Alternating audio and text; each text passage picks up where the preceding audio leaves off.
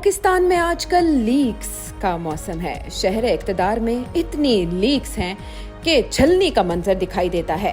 अभी गिलगित बल्तिस्तान के साबिक चीफ जज राना शमीम के हल्फिया बयान की शह सुर्खी मान नहीं पड़ी कि कल सहाफ़ी अहमद नूरानी की जानिब से साबिक चीफ जस्टिस साकिब निसार की मुबैना ऑडियो लीक सामने आई है, जिससे नून लीग का ये बयानिया ताकत पकड़ता है कि उनके रहनुमाओं के खिलाफ दिए गए फैसले इंसाफ पर मबनी नहीं थे।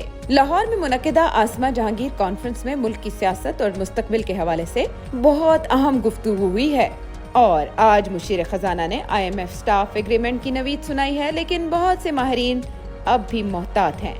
सेठी साहब से पूछेंगे कि अब क्या मामला है। अस्सलाम वालेकुम, नजम सेठी शो में खुश आमदेद। मैं हूँ सैयदा आयशा नाज, मेरे साथ मौजूद है नजम सेठी साहब। अस्सलाम वालेकुम।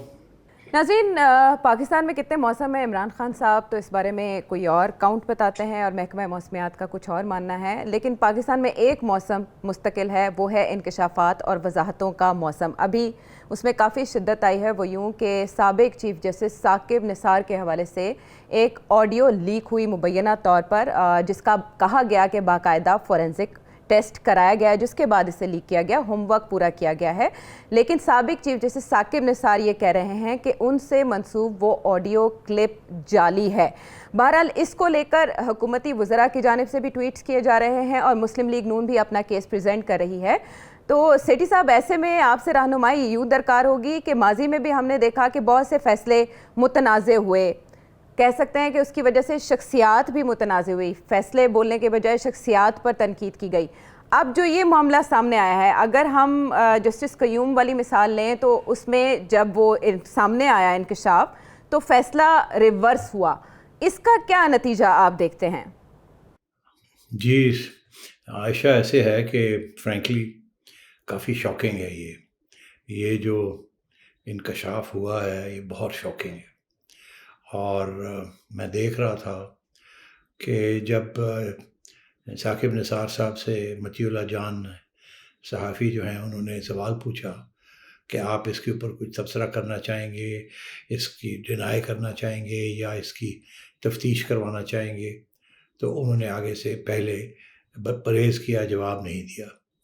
बाद में एक दिन बाद उन्होंने फिर जवाब दिया है ये कि उसको वो डिनाई करते हैं और वो कहते हैं ये फैब्रिकेटेड है, फॉल्स है। अच्छा, इस सिलसिले में जैसे भी आपने याद दिलाया कि फवाद चौधरी साहब ने भी एक ट्वीट की है, मैंने देखी है, जिसके साथ उन्होंने एक वीडियो लगाई है साकिब निसार साहब की, जहां वो किसी कॉन्फ्रेंस को एड्रेस कर रहे हैं और जो उस एड्रेस में एक ऐसी लाइन ऐसी है जो कि जो वीडियो लीक हुई है उसके अंदर भी हुई है, अनफॉर्चुनेटली, कि शुरू होती है और कि मैं अगर ब्रूटल ऑनेस्टी के साथ बात करूं तो इस किस्म की कोई बात है। तो बात ये है कि ये तो पहली दफ़ा नहीं, तक ये तो जस्टिस साहब का तकिया कलाम है। ये हमेशा जब भी कोई कड़वी बात करनी हो तो इसी तरीके से शुरू करते हैं, अनफॉर्चुनेटली कह के, और फिर आगे बढ़ते हैं।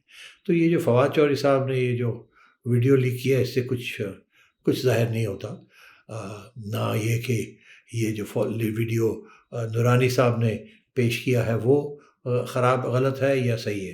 अलबत्ता जो फवाद चौधरी साहब कहने की कोशिश कर रहे हैं, जो कि उन्होंने इशारा किया उसकी तरफ, वो कोई बात बनती नहीं है।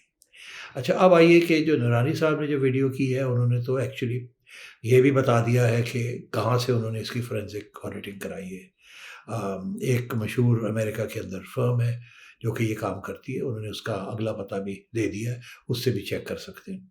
तो अब उन्होंने तो अपने पत्ते सारे खोल के रख दिए हैं, मगर अभी फवाद चौधरी साहब ने भी, हुकूमत ने भी और साकिब निसार साहब ने भी अपने पत्ते नहीं दिखाए। अब पत्ते हैं भी इनके पास या नहीं है, या कहीं से घड़ेंगे, ये हम नहीं कह सकते। अब मगर अलबत्ता ये हम ज़रूर कह सकते हैं कि ये वीडियो जो है, इसको एज एविडेंस के तौर पे नून लीग इस्तेमाल करेगी। इसके पीछे मकसद यही है कि बताया जाए कि नून लीग के लीडर नवाज शरीफ साहब के साथ कितनी बेइंसाफ़ी हुई है। पहले इकामा के ऊपर जिस किस्म के फ़ैसले हुए, उसके बाद साकिब साहब ने जिस किस्म के फ़ैसले किए, और तो ये सारी बातें जो है ना, ये उसी की तरफ जा रही हैं। अब इसमें बहुत से सवाल खड़े होंगे, मगर मैं ये सिर्फ ये कहूँगा, मैंने ट्वीट भी की है कि साकिब निसार साहब को क्लियर आना चाहिए इसके ऊपर اور خود کہنا چاہیے کہ اس کو عدالت میں لیا جائے اور اس کو ایز ایویڈنس لیا جائے اور اس کو یا ریجیکٹ کیا جائے، اور وہ تیار ہیں اس کے لیے کہ اس کی فورینسک ایویڈنس ریکارڈ ہو اور اس کے اوپر پوری تفتیش ہو۔ اگر وہ یہ نہیں کہیں گے تو پھر یہی ہم اسیوم کر سکتے ہیں، سمجھ سکتے ہیں کہ اس میں حقیقت ہے اور ایسے ہی ہوا جیسے وہ کہہ رہے ہیں۔ اور عائشہ، آپ کو یاد ہوگا یہ پہلی بار نہیں ہے کہ کوئی جج اس قسم کی بات کو قبول کر رہے ہیں یا اس کی طرف اشارہ ہو رہا ہے۔ جسٹس صدیقی کا کیس آپ کے سامنے ہے، وہ رو پٹے ہیں کہ میرے ساتھ آ کے ایسے ہوئی باتیں، یہ ہوا وہ ہوا، ایفیڈیوٹ بھی دی ہے انہوں نے، سپریم جوڈیشل کاؤنسل میں بھی وہ گئے ہیں اور ان کی بات سننے کے لیے کوئی تیار نہیں ہے۔ اسی طریقے کے ساتھ وہ جو ایویڈنس تھی، وہ جو صاحب جنہوں نے نواز شریف صاحب کے خلاف پہلے ججمنٹ دی تھی، وہ جج صاحب اور اب ارشد ملک مرحوم، وہ بھی عدالت نے ایویڈنس کے طور پہ لینے سے انکار کر دیا تھا۔ حالانکہ شاکنگ کہ یہ کیوں کیا، وہ سپریم کورٹ میں جا کے کھوسا صاحب نے یہ فیصلہ کیا، حالانکہ کھوسا صاحب کا یہ اوریجنل فیصلہ تھا جس کے بیسس کے اوپر ڈسکوالیفائی کیا گیا نواز شریف صاحب کو۔ تو ہم یہی چاہیں گے کہ دودھ کا دودھ اور پانی کا پانی ہو جائے۔ جن لوگوں کے اوپر الزام لگ رہے ہیں وہ کھڑے ہو کے ان کا جواب دیں اور عدالتوں میں جواب دیں، اور عدالتیں بھی کھڑے ہو کے سنیں ان کی باتیں، وہ کیا کہہ رہے ہیں، اور اپوزیشن کی بات بھی سنیں، لیڈر آف دی اپوزیشن کی بھی بات بھی سنیں، اور پریزیڈنٹ آف نون لیگ کی بات بھی سنیں، مریم نواز شریف کی بات بھی سنیں۔ اس کے بعد جو بھی فیصلہ کرنا ہے کر لیں۔ ہمیں عادت پڑی ہوئی ہے کچھ ناگزیر فیصلوں کی تاریخ میں کہ ہمیں پتہ ہوتا ہے کہ یہ فیصلہ جو ہے بڑا مشکل ہے عدالتوں کے لیے کھڑے ہو کے یہ دینا، مگر پھر بھی ہم یہ چاہیں گے کہ یہاں بھی وہ کھڑے ہو کے جو بھی فیصلہ کرنا ہے وہ دیں، پھر بعد میں تاریخ ان کو جج کرے گی، جج دا ججز جسے کہتے ہیں۔ لیکن حساب کہاں سے لیا جائے گا؟ پہلا پتھر سیٹھی صاحب کہاں سے آئے گا؟ اب آپ دیکھیں ارشد ملک مرحوم، ان کی ویڈیو کا آپ نے حوالہ دیا، اس کے بعد پچھلے ہفتے ہی ہم نے ایک ایفیڈیوٹ کی بات کی، جو چیف جج ہیں گلگت بلتستان کے، ان کا ایفیڈیوٹ سامنے آیا، اس کے بعد اب یہ آڈیو لیک ہوئی۔ عدلیہ تو انڈر پریشر ہوگی، اس بات کا تعین کیسے ہوگا کہ آنے والے دنوں میں جو فیصلے ہوں گے وہ کسی پریشر کے تحت نہیں دیے جائیں گے؟ بے شک نون لیگ کا کیس مضبوط بھی ہوا ہے۔ آپ صحیح کہہ رہی ہیں، کیسے پتہ چلے گا کہ فیصلے انڈر پریشر لیے جا رہے ہیں یا نہیں لیے جا رہے؟ تو اسی قسم کی باتیں نکلیں گی نا عائشہ، کہیں نہ کہیں کوئی ریکارڈنگ ہو جائے گی، کہیں نہ کہیں کوئی جج جو ہے وہ سن لے گا بات، کہیں نہ کہیں آگے جا کے بات باہر نکلے گی۔ اب کب نکلتی ہے اور کیسے نکلتی ہے یہ تو جن لوگوں نے نکالنی ہوتی ہے وہ پھر اپنا ٹائم چوز کرتے ہیں، ظاہر ہے اس کو فار میکسیمم امپیکٹ۔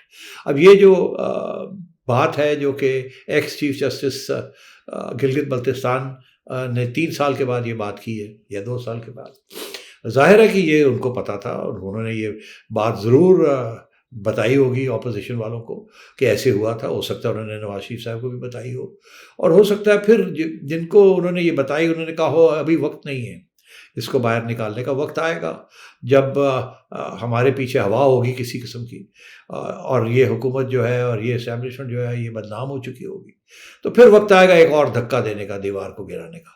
ابھی دیواریں بڑی پکی ہیں، اس لیے ابھی یہ ٹھہر جائیں، اس کا کوئی فائدہ نہیں ہوگا۔ مگر کیونکہ آپ نے دیکھا وہ ارشد ملک صاحب کا بھی جو ویڈیو آیا اس میں اس کے ساتھ وہ ریلیف تو نہیں ملی نا جس قسم کی ریلیف ملنی چاہیے تھی، تو اسی لیے وہ بھی وہ پینڈنگ ہے سارا کچھ۔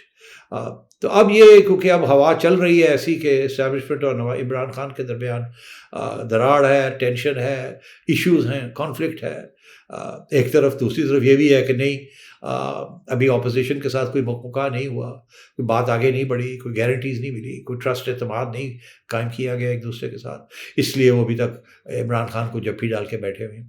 تو اب یہ جو ایک بات آئی ہے، کیونکہ نواز شریف اور مریم نے بات کرنی بند کر دی ہے، مگر اب جنرل فیض تو الگ ہو گئے، وہ تو اب ISI میں نہیں رہے، وہ تو 11 کور میں چلے گئے اور ہینڈ اوور ٹیک اوور بھی ہو گیا۔ میں نے تصویر بھی دیکھی ہے، بڑی اچھی تصویر تھی جنرل فیض کی، بڑے خوش لگ رہے تھے یونیفارم میں۔ پہلے تو میں نے پہچانا نہیں کیونکہ سوٹ کے اندر وہ بڑے ٹائٹ لگتے تھے، اور ابھی وہ اپنے یونیفارم کے اندر تھوڑے سے زیادہ ایکسپینسو لگ رہے ہیں۔ تو میں سمجھتا ہوں عدلیہ کے اوپر پریشر ہے، اسٹیبلشمنٹ کے اوپر پریشر ہے، اور ابھی ہمیں یہ بھی سننے میں آ رہا ہے عائشہ کہ پتہ نہیں کوئی اور بھی کوئی انکشاف ہونے والا ہے، اس سے بھی زیادہ بڑا انکشاف ہونے والا ہے۔ میں نے ٹویٹس دیکھی ہیں کچھ لوگوں کی، عمر چیمہ صاحب کی ہے یا اعزاز سید صاحب کی ہے، اور بھی بڑے نوئنگ جرنلسٹ ہیں جنہیں اندر کی بات کا پتہ ہوتا ہے۔ میرے پاس تو چھوٹی سی چڑیا ہے، ان کے پاس تو چڑے ہیں۔ سیٹھی صاحب جہاں پر آپ موجود ہیں کہا تو وہاں سے ہی زیادہ خبریں آ رہی ہیں کہ کچھ لیک ہونے والا ہے, وہاں سے ہی کہا جا رہا ہے کہ ڈوریں ہلائی جا رہی ہیں. آپ نے کہا انڈائریکٹ پریشر اسٹیبلشمنٹ پر آئے گا, لیکن ڈائریکٹ پریشر اس وقت عدلیہ پر ہے, کیونکہ یہ چیف جج گلگت بلتستان کا معاملہ نہیں ہے, یہ احتساب عدالت کے جج ارشد ملک مرحوم کا معاملہ نہیں ہے, یہ ملک کے سب سے بڑے آئینی ادارے کے سابق چیف جسٹس کا معاملہ ہے. تو آپ کے خیال میں سو موٹو جو ہے وہ سپریم کورٹ سے اس معاملے پر لیا جانا چاہیے, کیونکہ ساکھ سب سے اہم ہے, یا جوڈیشل کاؤنسل یا جوڈیشل کمیشن, کون سا آپ سمجھتے ہیں پلیٹ فارم اس کے لیے موزوں رہے گا, اور کہاں سے اس کی تصدیق کرائی جائے جو سب کو قابل قبول بھی ہو, سب کو؟ کاش کہ آپ کی باتوں میں کچھ میں ہاں ملا سکتا. مجھے تو لگتا ہے کہیں بھی نہیں. سپریم جوڈیشل کاؤنسل بھی ایک انفارچونیٹلی جن حالات کے اندر مجبور ادارہ ہے, وہ بھی انڈر پریشر ہے. انہوں نے پہلے نہیں نوٹس لیا اس قسم کی چیز کا, تو اب کہاں لیں گے؟ جسٹس صدیقی کی پٹیشن ان کے آگے ہے اور وہ اس کو ریجیکٹ کرتے ہیں. البتہ وہ اس چیز کے فوراً فیصلہ نوٹس بھی لے لیتے ہیں, سو موٹو بھی ہو جاتے ہیں اور فیصلے بھی دینے شروع کر دیتے ہیں, جبکہ قاضی فائز عیسیٰ صاحب کا کیس آیا, کیونکہ ساری باقی بار جو تھی وہ ساری اتفاق کرتی تھی اور ان کی طرف سے بڑا کاؤنٹر پریشر آیا تو جج حضرات پیچھے ہٹے, نہیں تو وہ بھی ہاتھ سے گیا تھا کیس. اور اب آپ نے دیکھا کہ یہ بھی میں سمجھتا ہوں بڑا مشکل ہے کہ یہ سپریم جوڈیشل کاؤنسل نوٹس لے گی. ابھی حال ہی میں ابھی یہ بھی ڈسکس کرنا چاہیے, یہ جو کل پرسوں کانفرنس ہوئی ہے, منیزہ جہانگیر صاحبہ نے آسمہ جہانگیر کے آنر میں ایک کانفرنس کی ہے, جہاں یہ سب ججز نے آ کے اپنی اپنی بات کی. کسی نے تو کھڑے ہو کے یہ کہا, چیف جسٹس صاحب آج کل کے جو ہیں گلزار صاحب, انہوں نے کہا نہیں ہم کسی پریشر میں نہیں آتے, ہم آزاد ہیں اور میرے بردر ججز بھی آزاد ہیں. بڑے انہوں نے کنوکشن کے ساتھ یہ بات کہی. مجھے یقین ہے کہ جج صاحب چیف جسٹس صاحب کسی پریشر میں نہیں آتے, مگر اب آ گیا وقت اس کو پروف کرنے کا. ابھی 2 دن میں یہ بات ہوئی, اس کے بعد یہ کیس آ گیا. اب دیکھا جائے گا کہ یہ اور ان کے بردر ججز ان کا رویہ کیا رہتا ہے. ہم بڑی کڑی نظر سے ان کو دیکھیں گے. میڈیا دیکھ رہا ہے, دنیا دیکھ رہی ہے. ابھی دنیا نے ان کو خاص اچھا سٹیٹس نہیں دیا. دنیا کی آزاد جوڈیشری میں سے ان کا نمبر 1 پہ نہیں ہے, 2 پہ نہیں ہے, 130 پہ ہے غالباً. ابھی علی احمد خر صاحب ہمیں یاد دلا رہے تھے کہ یہ ان کی کارکردگی ہے. انفارچونیٹلی یہ فیکٹس اینڈ فگرز ہیں. اور اس کے بعد پھر وہ اگر توقع کرتے ہیں کہ پاکستان کی عوام اور پاکستان کے انٹلیکچوئلز اور جرنلسٹ اور فری میڈیا ان کی عزت کرے گا, تو پھر ہمیں کچھ اس کی ایویڈنس چاہیے, ہمیں نظر آنا چاہیے. وہ کہتے ہیں نا, justice delayed is justice denied. ایک تو یہ, اور ایک یہ ہے کہ justice should be seen not justice delivered. وہ نظر بھی آنی چاہیے کہ انصاف ملا بھی ہے, یہ نہیں کہ صرف باتیں ہو جائیں. تو ہم دونوں چیزوں دیکھ رہے ہیں کہ justice delayed is justice denied اور justice should be seen also, کہ ابھی 2 دیکھنا ہے. تو اب یہ سارے آگے بہت بڑے ٹیسٹ آ رہے ہیں ہماری سپیریئر جوڈیشری کے لیے. تو اب میں سمجھتا ہوں کہ اس میں اچھے ججز بھی ہیں جو کہ اپنے پاؤں پہ کھڑے ہو سکتے ہیں. اور تو لیٹ سی اب یہ عدلیہ جو ہے یہ کیا فیصلے کرتی ہے. میں تو بڑا خوش ہوں گا کہ اگر صرف یہ جسٹس ثاقب صاحب یہ کہیں کہ اس کو ایز ایویڈنس لے لیا جائے ٹو بی ایگزامنڈ, اس کو ریجیکٹ نہ کریں آؤٹ آف ہینڈ, اس کو لے لیں, اس کی فورینسک کرائیں, اور اگر یہ صحیح نکلتی ہے تو میں جو بھی سزا دینی ہے مجھے سزا دے دیں. اور اگر یہ صحیح نہیں نکلتی تو پھر جسٹس ثاقب صاحب کو چاہیے کہ احمد درانی صاحب جو کہ امریکہ میں ہیں, جہاں سے یہ خبر شائع ہوئی ہے, یہاں سے ایک فیصلہ لے کے کہ یہ صحیح نہیں ہے فورینسک اس کی, تو جائیں امریکہ اور وہاں جا کے احمد درانی کو سو کریں کہ آپ نے غلط خبر دی ہے اور یہ میرے پاس ایویڈنس ہے. اور وہاں ان کو 8, 10, 15 کروڑ روپے تو مل ہی جائیں گے, جو کہ ثاقب صاحب سے ریکویسٹ ہوگی کہ اگر ایسے ہوتا ہے تو اس کو ڈیم فنڈ کے اندر کنٹریبیوٹ کر دیں. ٹھیک ہے سیٹھی صاحب, بہرحال معاملہ اس قدر اہم ہے اور اب آنے والے دنوں میں ہم دیکھیں گے کہ فریقین میں سے کون کون اس معاملے کو آگے لے کر جاتا ہے. خبر یہ بھی آئی تھی کہ FIA سائبر کرائم میں شاید رپورٹ کیا جائے, پھر اس کی بھی تردید ہو گئی. تصدیق اور تردید کا یہ سلسلہ جاری ہے, لیکن سیٹھی صاحب ہمیں پہلے ہی بتا چکے تھے کہ آنے والے دنوں میں عدلیہ ان فوکس رہے گی اور ایسا ہی ہو رہا ہے. بریک کے بعد آتے ہیں واپس.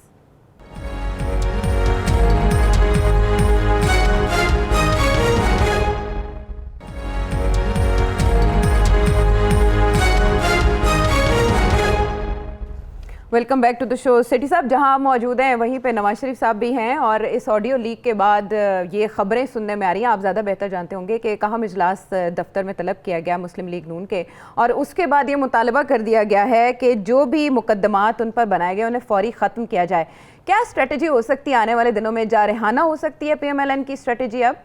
جی ہاں بالکل، جیسے میں نے عرض کیا کہ ہوا چل رہی ہے PML نون کے حق میں 3 سال 4 سال 5 سال کے بعد، اور اس کی وجہ یہی ہے کہ بڑی ٹینشن ہے between Imran Khan and GHQ، تو اس لیے یہ لوگ اب اس کا فائدہ اٹھانا چاہ رہے ہیں، اور سیاسی لوگ ہیں کیوں نہ فائدہ اٹھائیں، ان کے اپوزیشن نے بھی تو اسی قسم کی چیز کا فائدہ اٹھایا تھا۔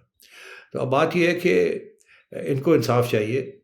انہوں نے، آپ کو پتہ ہے، ابھی آپ نے میرے خیال پچھلے ہفتے ہم نے یہ ڈسکس کیا تھا، یہ کم از کم بات چھڑی تھی کہ احسن بھون صاحب اور سپریم کورٹ بار ایسوسی ایشن نے فیصلہ کیا ہے کہ وہ نواز شریف صاحب کے خلاف جو کنوکشن ہوئی ہے 61F2 اس کے اوپر پٹیشن فائل کریں گے کہ اس کو ریویو کیا جائے، اس کو ختم کیا جائے۔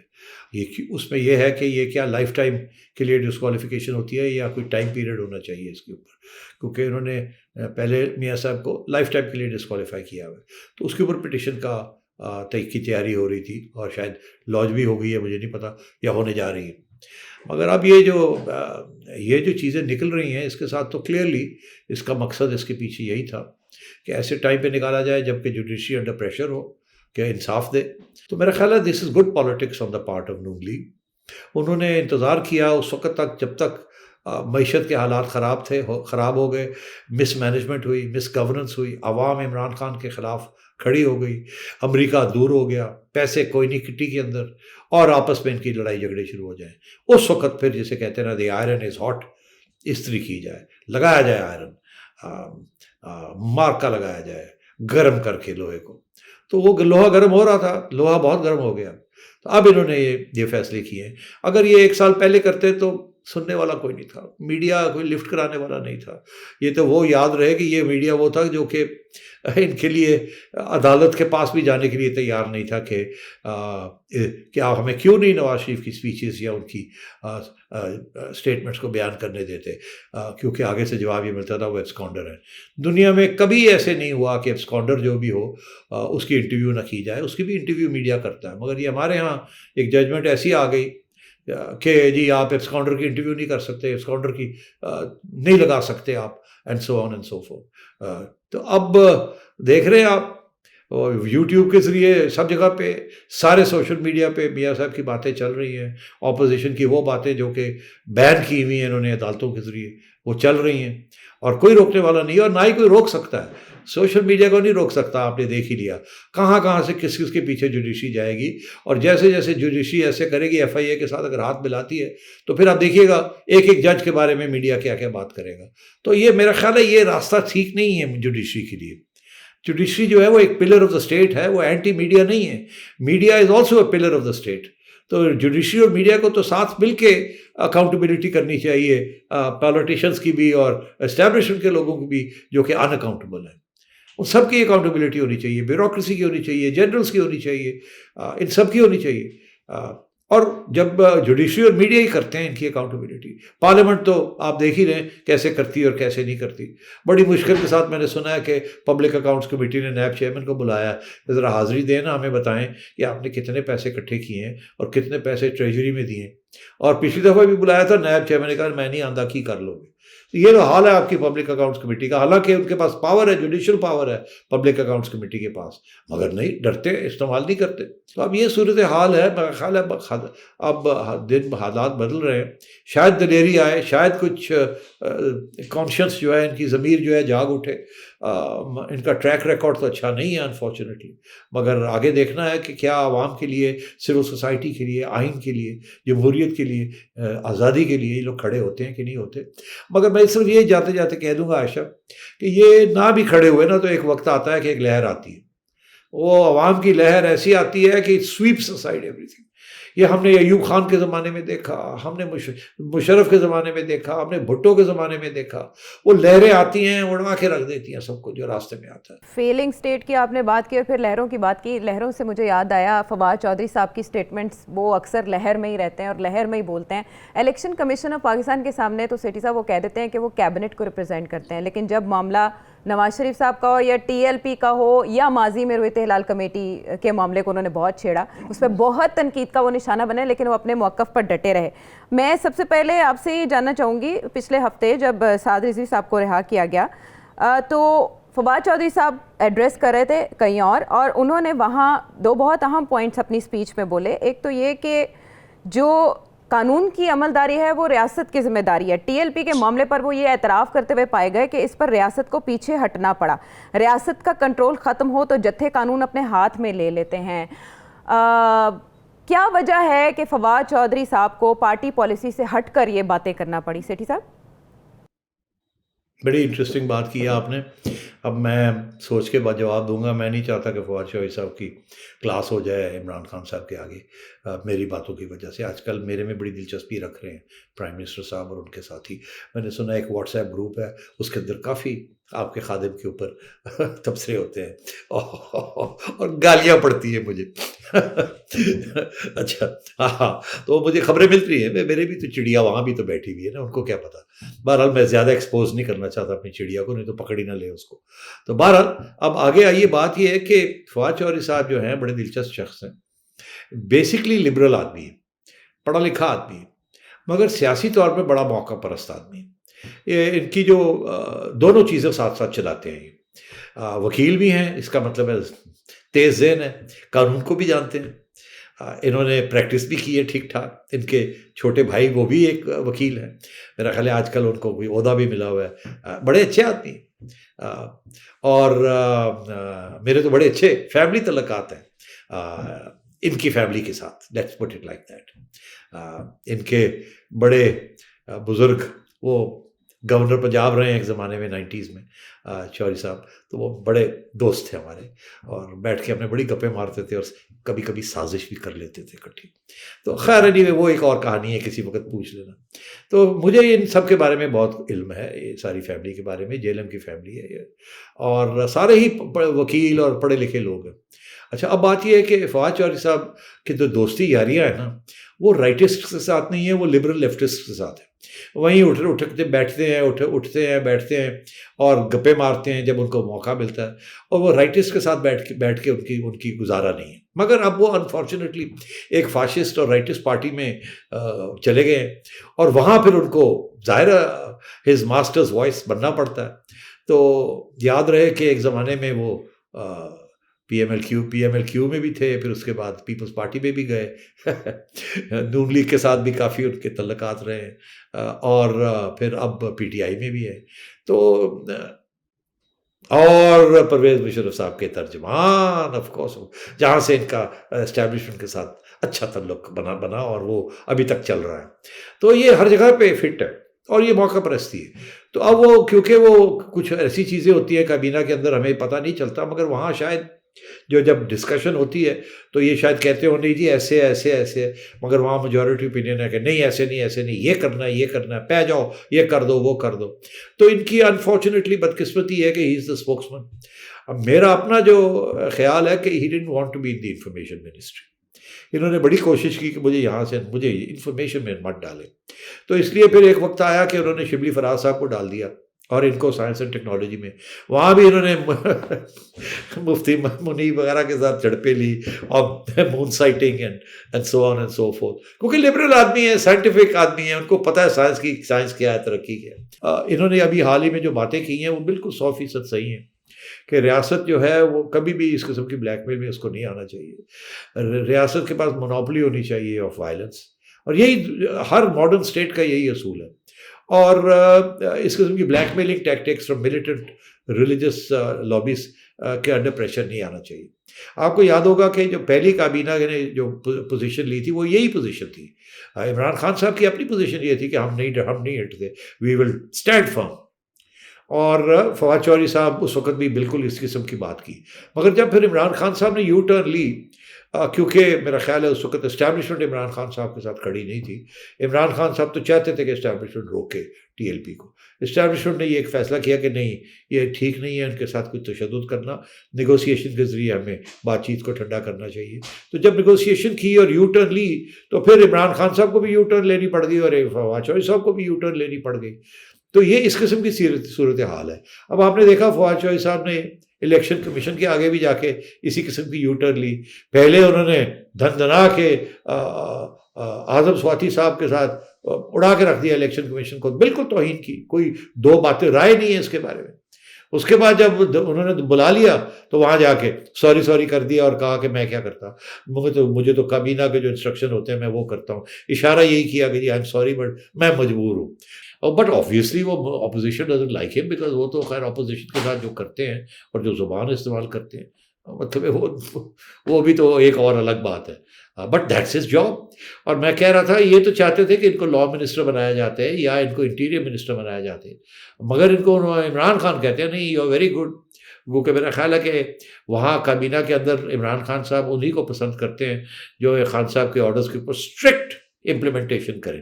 تو میرا خیال ہے چوہدری صاحب اسٹرکٹ امپلیمنٹیشن کر کے خان صاحب کو کہتے ہیں آرڈر امپلیمنٹڈ. آپ نے جو زبان استعمال کی تھی وہی کی, اڑا کے رکھ دیا, کر دیا. او خان صاحب کہنے رہے well done well done well done. لیکن جہاں بھی رہے وہ کمال کرتے رہے ہیں. سیٹھی صاحب آپ کو یاد ہوگا جب سائنس اینڈ ٹیکنالوجی کے وزیر تھے تو روئے طیب بنا لی تھی اور اس وقت سائنس اینڈ ٹیکنالوجی کی وزارت نے صحیح معنوں میں کام کیا تھا. خیر آپ نے اچھا خاصا بیان کر دیا ان کا کہاں سے کیسا تعلق رہا اور اب وہ کہاں ہیں اور کیا کرنے والے ہیں. بریک کے بعد ہم واپس آئیں گے.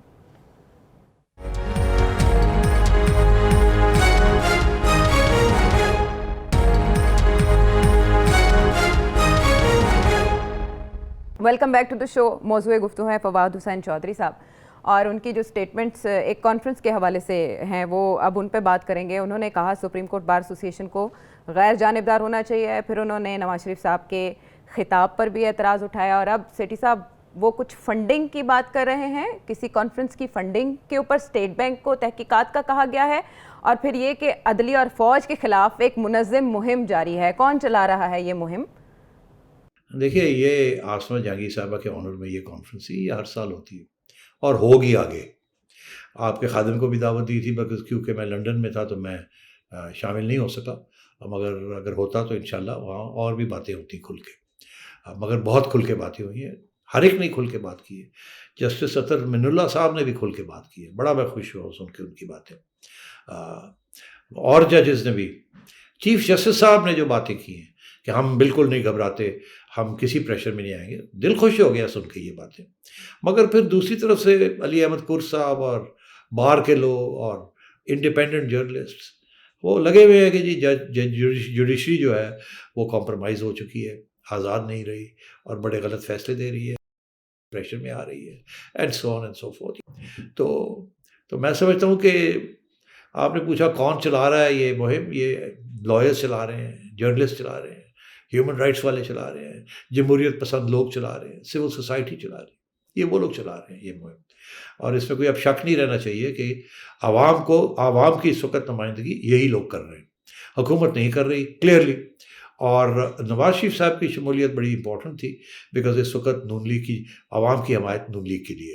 تو آل سیٹ اینڈ ڈن یہ کانفرنس بڑی ٹائملی کانفرنس تھی. اس نے بھی یہ بات کہی ہے کہ ہم پتہ کریں گے کہ یہ ہوٹل کے ایکسپینسز اور یہ جو ساری فنڈنگ جو ہوئی ہے جہاں یہ ہوئی ہے یہ کانفرنس کہ جی یہ ان کے پیسے پتہ کریں گے کہاں سے. ارے بھائی آپ کو اسٹیٹ بینک کو کہنے کی کوئی ضرورت نہیں ہے, آپ اس این جی او کو پوچھیں, آپ ان کے این جی او کو فنڈنگ جہاں سے آتی ہے وہ کوئی چھپی ہوئی بات تو نہیں ہے, یہ کہاں سے فنڈز کلیکٹ ہوتے ہیں. جو بھی این جی اوز ہیں they are all monitored and regulated by you people. آپ کی آئی بی, آپ کی ایف آئی اے, آپ کی انٹیریئر منسٹری ایک ایک چیز ان کے بارے میں جانتی ہے. تو آپ کو اسٹیٹ بینک سے رابطہ کرنے کی کیا ضرورت ہے؟ اگر کوئی فنڈنگ آئی ہے تو یہیں سے آئی ہوگی, اسلام آباد سے ہی آئی ہوگی. اور اگر یہ ہیومن رائٹس کی کانفرنس ہے, کیونکہ آسمہ جہانگیر صاحبہ بہت بڑی ہیومن رائٹس کی ڈیفینڈر تھی, یونائٹڈ نیشنز کے لیے انہوں نے کام کیا تھا, ہیومن رائٹس کے لیے دنیا کی ایکنالجمنٹ تھی. ایک دفعہ تو ان کو نوبل پرائز کے لیے بھی نامینیٹ کیا گیا تھا. تو ایسی کوئی بات نہیں ہے. ایچ آر سی پی جو ہے human rights commission of Pakistan, وہ بھی ایک بہت بڑا ادارہ ہے, اس کی بھی فنڈنگ آپ کو پتہ ہے کہاں سے آتی ہے کہاں سے نہیں آتی.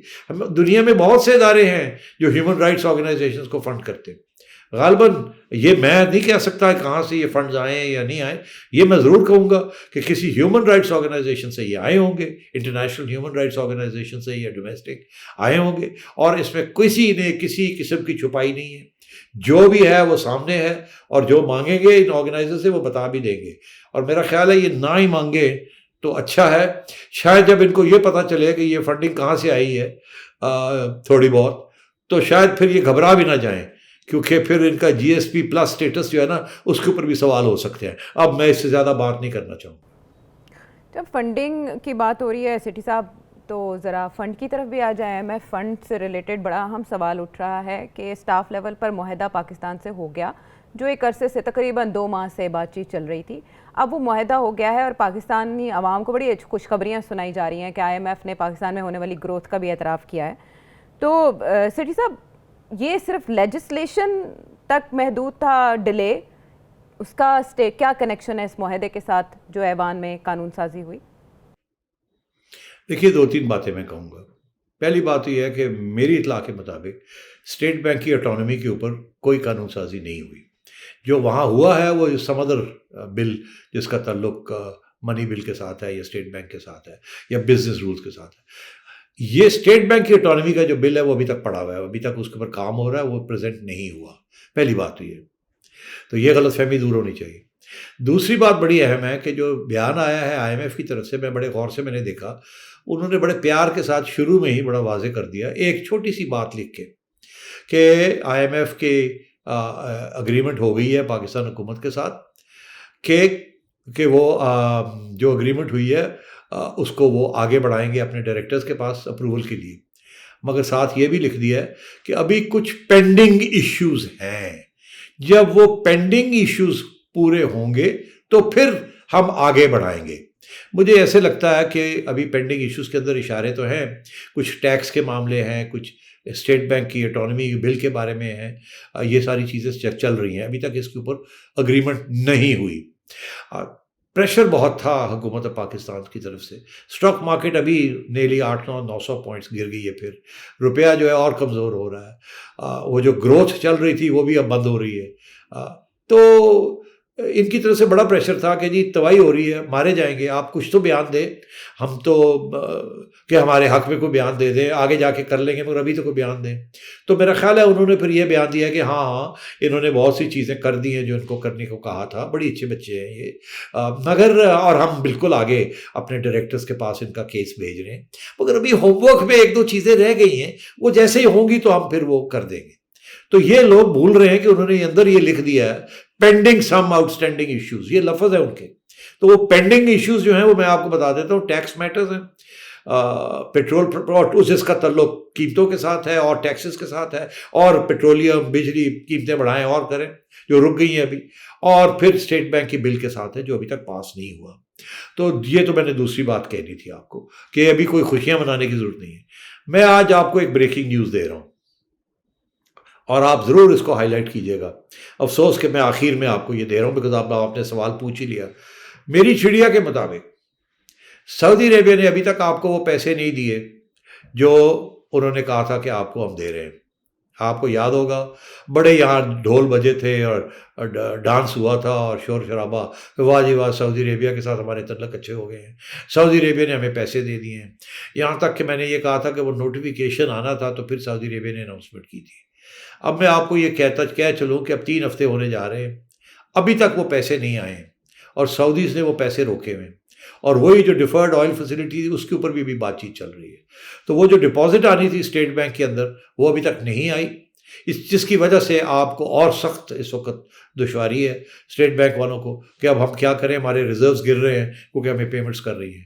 اور آپ کا حال یہ ہے کہ آپ کے ایکسپورٹس بڑھ نہیں رہے ہیں، آپ کے امپورٹس جو ہے وہ کم نہیں ہو رہے، گیپ بڑھتا جا رہا ہے یا بڑھ گیا ہے، اور پیسے نہیں ہیں آپ کے پاس. لوگوں کے قرضے بھی دیں، لوگوں کے خرچے بھی پورے کریں اور غریبوں کا بھی خیال کریں اور اس کے ساتھ ساتھ روپے کو مضبوط بھی کریں.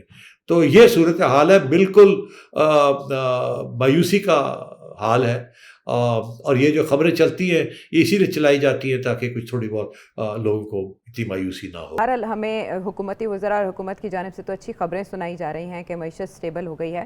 جو مشکلات لاحق ہیں سیٹھی صاحب نے ان کی نشاندہی کر دی. اب ٹیلی ویژن اسکرین پر آپ کے سامنے نمبر ہے، سیٹھی صاحب سے اپنا سوال پوچھیے، ہم تک اپنا فیڈ بیک بھی پہنچائیے. اگلے پروگرام تک کے لیے اللہ نگہبان.